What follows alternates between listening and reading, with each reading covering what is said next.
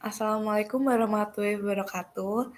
Kami dari kelompok 1 akan mempresentasikan hasil diskusi kami tentang fenomena influencer dan budaya konsumtif yang beranggotakan saya, Dejinta Aula Fadilah, kemudian ada Intan Afira, kemudian ada Evril, kemudian ada Kalista Yava, dan yang terakhir ada Listra Ana. Pendahuluan, perkembangan media sosial di Indonesia telah menciptakan ruang bagi influencer untuk membentuk opini publik.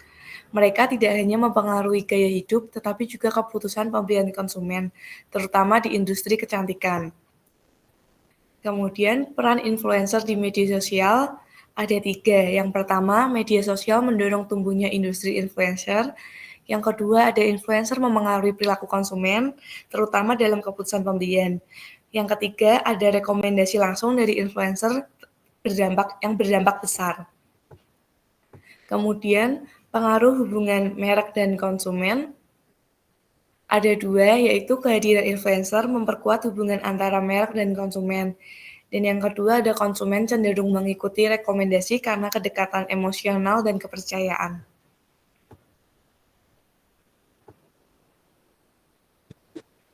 Next, fokus penelitian pada influencer Tasya Farasya. Nah, di presentasi kali ini kita akan memberikan beberapa penelitian tentang bagaimana Tasya Farasya cara mempromosikan, yaitu yang pertama itu Tasya Farasya itu merupakan influencer kecantikan dengan 7 juta pengikut. Kedua, pengaruh besar terhadap gaya hidup dan konsumsi di industri kecantikan. Ketiga, penelitian menganalisis strategi pemasaran Tasya dan dampaknya pada pengikutnya. Kemudian pada kelompok kami menggunakan tinjauan teori yaitu teori komunikasi persuasif.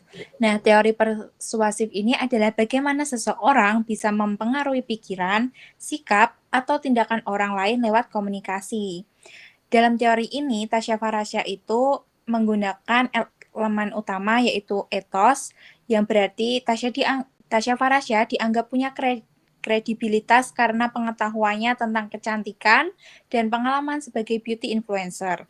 Banyak orang percaya pada rekomendasinya karena dia konsisten dan berpengetahuan. Kemudian ada pathos, yaitu Tasya Farasya sering membagikan pengalaman pribadi seperti cerita perjuangan merawat kulit atau mencoba produk tertentu. Hal ini membangun kedekatan emosional kepada para audiens atau followersnya. Kemudian ada logos, di mana itu memberikan penjelasan yang logis dan informatif tentang kandungan produk skincare-nya, cara pakainya, dan hasil setelah pemakaian, sehingga membuat audiens ini merasa bahwa keputusan untuk membeli produk yang digunakan Tasya Farasya itu rasional.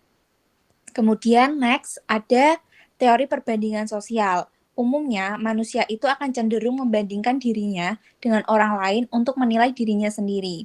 Dalam konteks ini, Tasya Farasya itu memiliki followers yang lebih sekitar 7 juta kan. Nah, itu followersnya itu sering melihat kehidupan Tasya Farasya yang dianggap ideal. Dari penampilan, gaya hidup, hingga produk yang ia gunakan. Sehingga hal ini itu memicu keinginan untuk meniru, bahkan baik secara sadar ataupun tidak, sehingga akhirnya banyak yang terdorong untuk membeli produk-produk yang disarankan oleh Tasya Farasya. Makanya ada tentang Tasya Farasya Approve.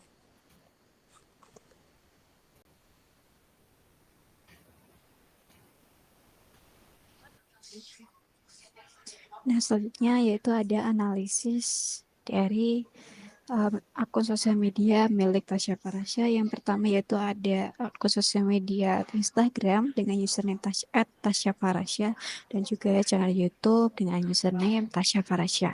Dari konten yang dipublikasikan oleh Tasya Farasya terdapat 3 jenis konten yang berupa yang pertama yaitu review produk skincare dan makeup baik itu high end dan lokal, dan yang kedua yaitu video haul dengan belanja produk dalam jumlah yang besar. Kemudian yang terakhir yaitu ada kolaborasi dengan brand kecantikan, contohnya ada PLP, Skintific, MS Glow, dan lain-lain.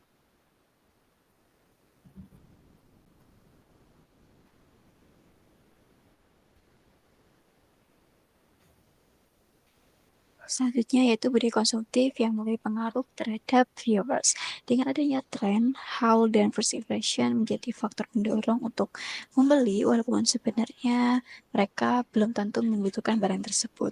Kemudian gaya hidup yang diperlihat oleh Tasya Farasya menjadi sebuah tanda kutip standar yang ideal.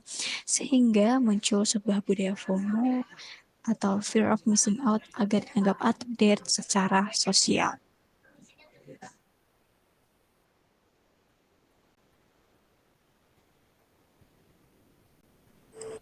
Selanjutnya itu ada strategi pemasaran yang digunakan oleh Tasya Farasya. Tasya Farasya itu punya personal branding yang super kuat. Dia dikenal sebagai beauty expert yang nggak cuma pintar aja, tapi juga dipercaya oleh beberapa masyarakat yang suka sama skincare. Dan gayanya itu elegan, kayak kakak beauty yang bisa kita percaya gitu, kayak misalnya kayak dia itu setiap memberi kalau promosi itu memberikan review yang jujur, jadi kayak masyarakat tuh jadi percaya pada reviewnya Tasya Farasya. Dia itu sering banget share pengalaman pribadi yang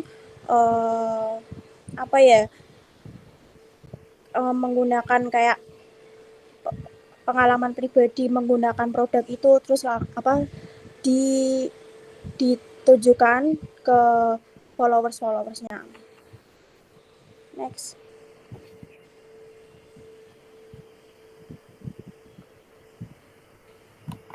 Jadi dari hal yang kita bahas di awal tadi, kesimpulan yang kami dapatkan dari presentasi kami mengenai fenomena influencer dan budaya konsumtif adalah media sosial itu sangat memengaruhi gaya hidup dan konsumsi masyarakat lewat peran influencer seperti yang kita ambil contohnya yaitu Tasya Farasya. Dan personal branding itu mendorong budaya konsumtif sendiri terutama karena tren FOMO atau fear of missing out. Maka penting bagi kita untuk menjadi pengguna media sosial yang bijak, kritis, dan tidak mudah terbawa arus tren. Selanjutnya, kami membuat poin-poin dari kesimpulan kami agar lebih mudah dan lebih jelas dipahami. Yang pertama, influencer itu punya peran besar dalam membentuk gaya hidup dan keputusan belanja, terutama lewat media sosial. Lalu yang kedua, sosok seperti Tasya Farasya menunjukkan bagaimana personal branding itu bisa mempengaruhi pengikut untuk mengikuti gaya hidup dia, mengikuti hal apa yang dia beli. Dan yang ketiga, ada budaya konsumtif seringkali muncul karena tren dan rasa takut ketinggalan FOMO itu tadi, bukan karena kebutuhan. Yang keempat, kita perlu menjadi pengguna media sosial yang bijak dan pikirkan kebutuhan sebelum kita membeli sesuatu hanya karena kita tidak ingin tertinggal sebuah tren. Lalu yang terakhir, ada jaga privasi dan kontrol diri dan hargai diri sendiri saat menggunakan media sosial. Jadi media sosial itu seru banget kalau dipakainya dengan bijak dan kita harus tahu batasan juga sebagai user dari media sosial itu sendiri dan nggak gampang terbawa arus tren.